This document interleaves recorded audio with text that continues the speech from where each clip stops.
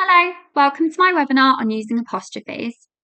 This webinar contains information that would be useful for children in Key Stage 1 and above and is designed to show how we use apostrophes in writing.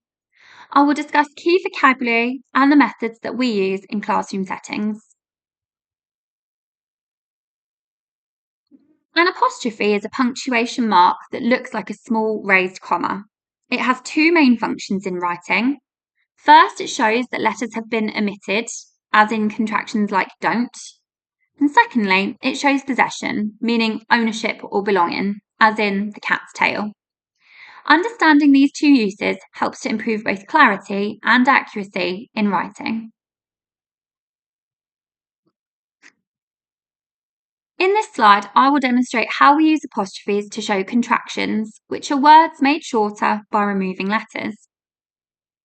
When letters are taken out, the apostrophe shows where those missing letters were. For example, do not becomes don't, cannot becomes can't, and I am becomes I'm. Using contractions is common in everyday writing and it helps language to sound more natural. When we talk about apostrophes to show possession, we're talking about belonging. What belongs to who? In English, we use an apostrophe to show ownership. The basic rule is quite simple.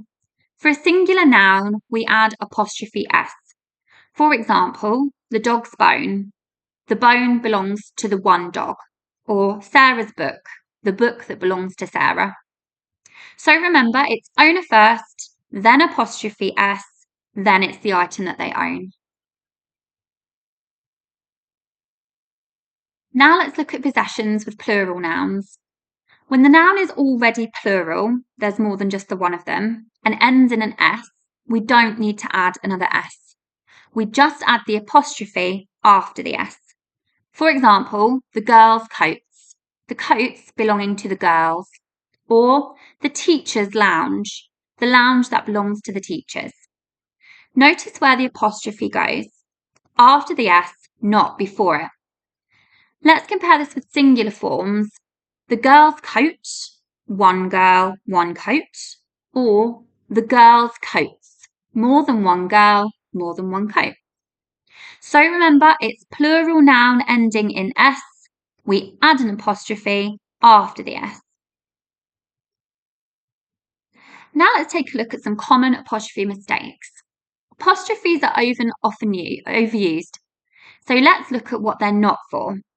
Apostrophes are not used to make plurals. If you mean more than one apple, you need to write apples, no apostrophe needed. Apples, apostrophe s, is incorrect if you mean that there's just one apple.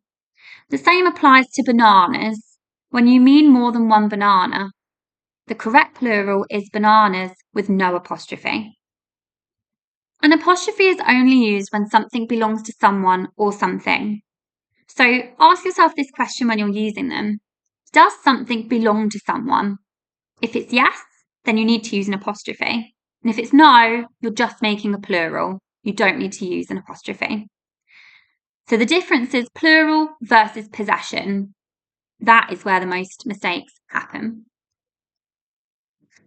Thank you for taking the time to watch this webinar. I hope it's proven helpful in supporting the learning of how and when to use an apostrophe.